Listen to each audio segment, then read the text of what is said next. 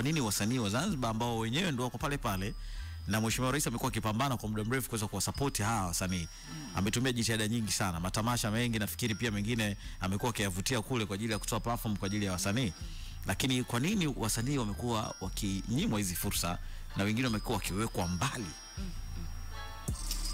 Kuna vyama City, kuna taasisi. Kwa nini hamziafikishi hizi kwenye mataasisi ama vyama vyenu ambavyo changamoto? Mimi katika vyuo vyangu vingine kama City Amina ni mwenyekiti wa mabendi ya Live Zanzibar. Okay. Ni mwanabodi katika bodi ya Baraza la Sanaa. Lakini pia kuna shirikisho la sanaa Zanzibar in general, pia ni member kwenye kamati tendaji. Okay. Na nimeingia huko kote, na pengine ningekuwa nafanya tu muziki yangu nafikiria ningekuwa nimeshafika mbali zaidi, lakini najitahidi sana chini kwa chini kuingia kwenye hizo harakati kwa sababu naamini peke yangu siwezi bila kuwa na umoja. Kwa hiyo kuleta mabadiliko ni safari ndefu na ni ngumu sana. Yani ni ngumu sana. Yani tukizungumzia Zanzibar tutazungumza mpaka kesho. Ni ngumu sana, niseme ukweli ambao mtu mwingine anaweza akaficha. Mimi nasema ukweli kwa sababu mficha hawezi kuzaa. Ndio. Ni ngumu, lakini mimi naamini kwenye mabadiliko kwa sababu maendeleo ambayo niko nayo mimi sasa hivi, naamini kwamba lazima mabadiliko yanawezekana tu. Kwa sababu sikuanzia hapa, sikutokea hapa nilipo. Na ni wewe ulihusika pia kwenye kupitisha hiyo sheria ya masuala ya pub, club kutokupiga muziki na nini? Yani kwamba zinahitaji soundproof, something like that. Kwa Zanzibar kuna kitu kimoja hivi unaambiwa, ndio nakwambia ngumu sana. Watu wanaweza kukaa tu na mmoja akasema tu, alafu kesho asubuhi watu wakaamka na ikatoka tu, ikawa kama ndo sheria. Mnafahamu? Yani kuna vitu haviko kwenye sheria. Tusiwezi kusema kwamba ni sheria.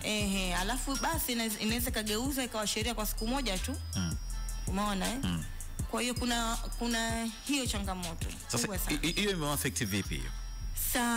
Sana ina affect sana, kwa sababu ilitakiwa hizo kauli itoke watu kwa muda, mfano kuanzia baada ya miaka miwili tutapendekeza. Of course Zanzibar inakuwa, na Zanzibar ni ndogo, na utalii unakuwa na ukizungumzia utalii ni starehe, ni burudani, ndio utalii Kwa hiyo kweli mambo yanazidi kuwa makubwa kwenye vitu vingine, manake pia kwenye mziki, kwenye hizo kelele, ni kweli. Lakini kihekima zaidi ilitakiwa watu watoe taarifa mapema. Baada ya mwaka ikifika tarehe fulani basi itakuwa ndo mwisho, ili watu wapate, kwa sababu kuweka soundproof sio kitu cha masahara, huwezi kuamka tu. Ni harama kubwa sana. Kwa hiyo athari yake, matokeo yake, mtu mwenye sehemu biashara atasema basi mimi nitakata muziki. Alafu hasara ni nani? Kwa hiyo hasara kubwa imekuwa kwa wasanii Zanzibar. Kule mpo sijui birthday siku kitu gani umefunga muziki, kazi unayo. Pub kule ni kimya. Huko sisi ni vululu. Mimi tunaweza nikafungulia sound yangu mtaa mzima wakawa na enjoy. Bwana. Juzi kati imefanyika tamasha kubwa la kihistoria Zanzibar. Zilikuwa ni tuzo za Trace. Yes. Kwa nini hatuoni fursa kama zile kwa wasanii wa Zanzibar kupata nafasi? Nyelo umeniamulia. Maana unasema kwenye vyeo na vyeo vingi. Upo kwenye shirikisho. Kiongozi. Kwa hiyo majibu unayo. Yeah, of course ninayo, na itakuwa si vyema nikiaficha. Changamoto hiyo ni changamoto nyingine zaidi ambayo ilitufanya tukasirike sana, na ikabidi mpaka nitoka hadharani nilisemea hili kwenye mitandao. Ukiangalia kwenye mitandao yangu nililisemea kwa sababu ni jambo lilikuwa linakwenda bila kuelewa linaendaje.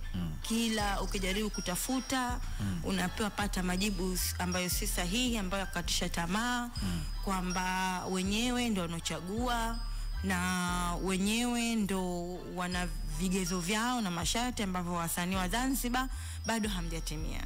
Okay. Ambayo kwangu mimi ilikuwa hai make sense kwa kiukweli, kwa sababu mtu anapokuja nchini kwako inatakiwa mukae uangalie benefit gani na wewe unapata, na wewe usimamie kwenye misimamo yako kama atakavyosimamia kwenye misimamo yake.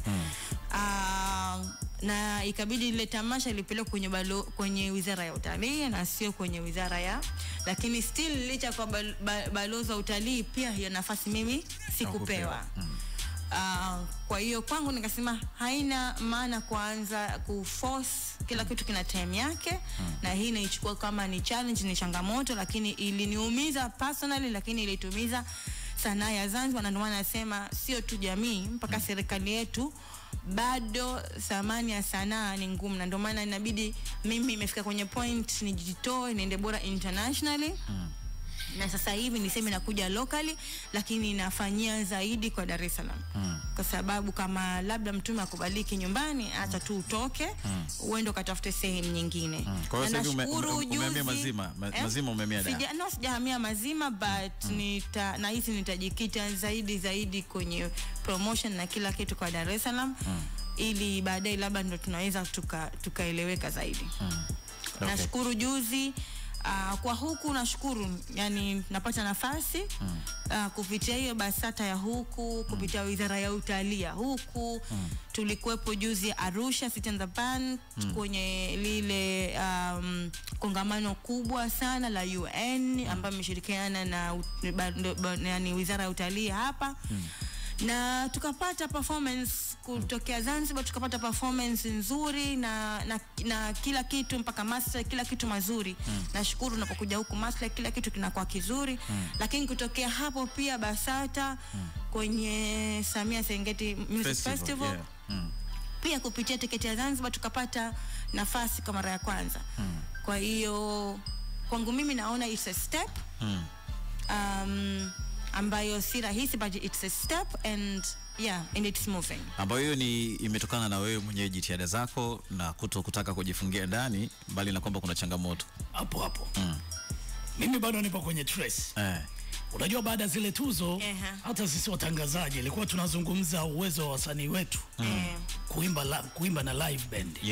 Wewe ni Mzanzibari, unaimba na live band na una band pia, na iko hapo Zanzibar. Nafasi za kushiriki sehemu kama zile mmenyimwa, mmekosa. Ulijisikiaje kuona zile performance, na moyoni nini ambacho kulikuwa kinakuja kibinadamu kawaida? Yani bora nisingekuwepo, bora nisingekuwepo, lakini ile bendera ingepeperushwa vizuri. Lakini kilichoniuma kupita kiasi, ambao nilisikia maumivu sijui kuyasikia miaka 5 nyuma, kwamba tumedharauliwa nyumbani, ambao tunapeperusha bendera kitaifa na kimataifa, na ile ni opportunity ya kimataifa. Mnaangalia tu viewers na vitu vingine, mwisho wa siku huangalii uzalendo zaidi na kitu gani hasa, what is the best. Alafu mnaenda kuangusha nchi. Imagine. Kwa sababu pale haijaangushwa sanaa tu. Yani haijaangusha sanaa. Ukizungumzia sanaa, maana yake unazungumzia ndo utamaduni, ndio jamii. Mtu akiangalia sanaa yako anajua kila kitu kinachoendelea nchini kupitia sanaa yako, unavyoimba, unavyovaa, Kwa hiyo sijui wamejisikiaje wao, but mimi kwangu it was so shame. Yani aibu kubwa sana, na nahisi hii ni funzo pia kwa wao, wamejifunza. Lakini hapo mnalaumiwa pia wasanii wa Zanzibar kwamba wengi wenu hampojitokeza hata kufika tu siku ile ya tukio, au hata kujipeleka ile kimbele kwamba bana natakiwa tusogee kwa sababu sehemu fulani kuna tukio. Mmeonekana mkiwa nyuma sana. Mimi binafsi siwezi kuzungumzia wengine, lakini mimi binafsi tulifanywa dharau kubwa sana, ambayo hata kujitokeza pale ilikuwa aibu hata kujitokeza. Sasa tukaona haina maana kwamba tuende tujifunze. Kwa mfano kwenye Trace Music naenda kujifunza nini? Nishaenda matamasha makubwa duniani Kwa hiyo naenda kujifunza nini zaidi ya kwenda pale kuumia, wakati nilikuwa najua, nilikuwa na expect kitu gani kinaenda. Bora aibu inikute nyumbani kuliko aibu. Nilikuwa ninajua aibu gani naenda kutukumba kwanza. Nilikuwa ninajua 100% aibu gani inakwenda kutukumba. Nikasema hiyo aibu mbele ya macho yangu hainikumbi. Wewe kuona hata kama kuna wasanii wakubwa pale A-list walikuwa pale, kina Alikiba, kina Diamond, bado hukuwa na imani nao kwamba wangeweza kufanya kitu kizuri kupeperusha bendera yetu? Unajua unabakia ile labda fulani labda, lakini still A-list jamani kitanzania tunajua. Always kwenye media zinakuwa nasema Watanzania wanadanganywa sana sana sana kwenye mainstream music hii ambayo watu wanataka kuipeleka internationally. Tunadanganya sana sisi wasanii wa Tanzania. Afu mwisho wa siku kumbe tunajidanganya wenyewe na sisi wenyewe. Na ukiangalia hata hizo A-list zilipotokea wanajua. Hao ma legend wa zamani mifano ipo. Sasa hivi tumekuwa tunaangalia biashara tu zaidi. Alafu hatuangalii ukweli. Alafu biashara yenyewe basi unaiangalia inakuwa ni ya nyumbani tu. Ukisema uvuke, unavukaje?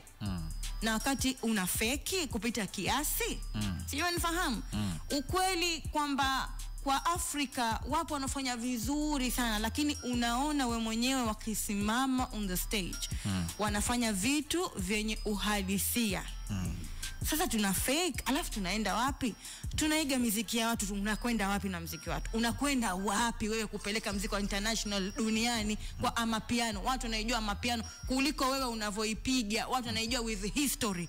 Sasa hivi nikikwambia itoe historia, watu wanaijua. Kama huu umetokeza South Africa, unalia hivi, chimbuko lake hivi. Wewe utoke Tanzania, wenzetu wale hawaangalii tu uzuri. Hawajui Kiswahili wale.